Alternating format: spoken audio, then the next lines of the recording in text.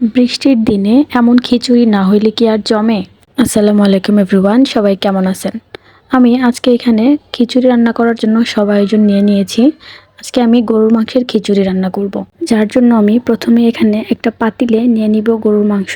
মাংসটাকে আমি হাতে মেখে তারপরে কষিয়ে রান্না করব। যার জন্য প্রথমে দিয়ে দিচ্ছি 3 চামচ পরিমাণ পেঁয়াজ বাটা, 2 চামচ রসুন বাটা, 2 চামচ আদা বাটা, পরিমাণ মতো গরম মশলা এবং পরিমাণ মতো লবণ। দিয়ে দিব 2 চামচের মতো সয়া সস, 1 চামচের মতো হলুদের গুঁড়ো, 1 চামচ মরিচের গুঁড়ো, দিয়ে দিচ্ছি 1/2 চামচ জিরে গুঁড়ো, 2 চামচের মতো ধনিয়া গুঁড়ো, সামান্য গরম মশলা গুঁড়ো, দিয়ে দিচ্ছি পরিমাণ মতো তেল।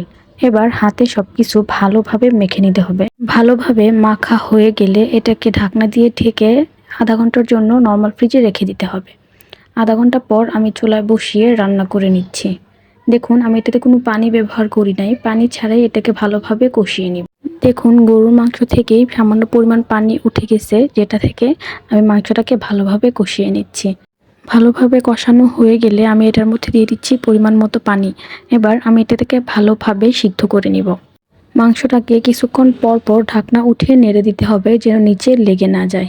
এ পর্যায়ে দিয়ে দিচ্ছি মুগ ডাল। আমি এই মুগ ডালগুলোকে হালকা ভেজে তারপরে ভিজিয়ে রেখেছিলাম। দিয়ে দিচ্ছি পরিমাণ মতো মসুর ডাল। মসুর ডালগুলোকে আমি আগে থেকে ধুয়ে রেখেছি। এবার ডাল এবং মাংস আবারও ভালোভাবে নেড়ে নিব। দিয়ে দিচ্ছি 4টা কাঁচামরিচ। কাঁচামরিচগুলোকে আমি মাঝখান থেকে ফেলে নিয়েছিলাম। যদিও ভিডিওটা আজকের না, আমি কিছুদিন আগেই ভিডিওটা করে রেখেছিলাম, আজকে শেয়ার করছি। আবারও নেড়ে ঢাকনা দিয়ে ঢেকে কিছুক্ষণের জন্য ভালোভাবে রান্না করে নিব।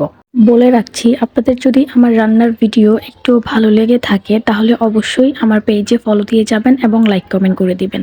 সবকিছু হয়ে আসলে আমি এর মধ্যে দিয়ে দিচ্ছি এবার চালগুলো আমি আগে থেকে ধুয়ে পানি ঝরিয়ে রেখেছিলাম। আবারও সবকিছু একসাথে ভালোভাবে নেড়ে চালের সাথে মিশিয়ে নিচ্ছি। আমার মতো কারা কারা এইভাবে গরুর মাংস দিয়ে ভুনা খিচুড়ি খেতে পছন্দ করেন অবশ্যই কমেন্ট করে জানাবেন।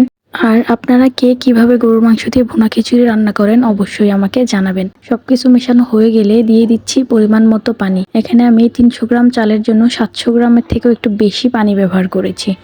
আবারও নেড়ে ঢাকনা দিয়ে ঢেকে রান্না করে নিব কিছুক্ষণের জন্য।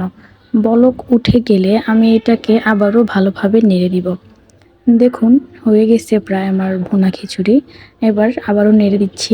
বৃষ্টির দিনে যদি এমন একটা খিচুড়ি খাওয়া হয় তাহলে দিনের আমেজটাই যেন আরও বেড়ে যায়। রান্নার শেষ পর্যায়ে আমি কাঁচামরিচ এবং ধনেপাতা দিয়ে কিছুক্ষণের জন্য দমে রেখে দেব। হয়ে গেছে আমার মজাদার খিচুড়ি রান্না।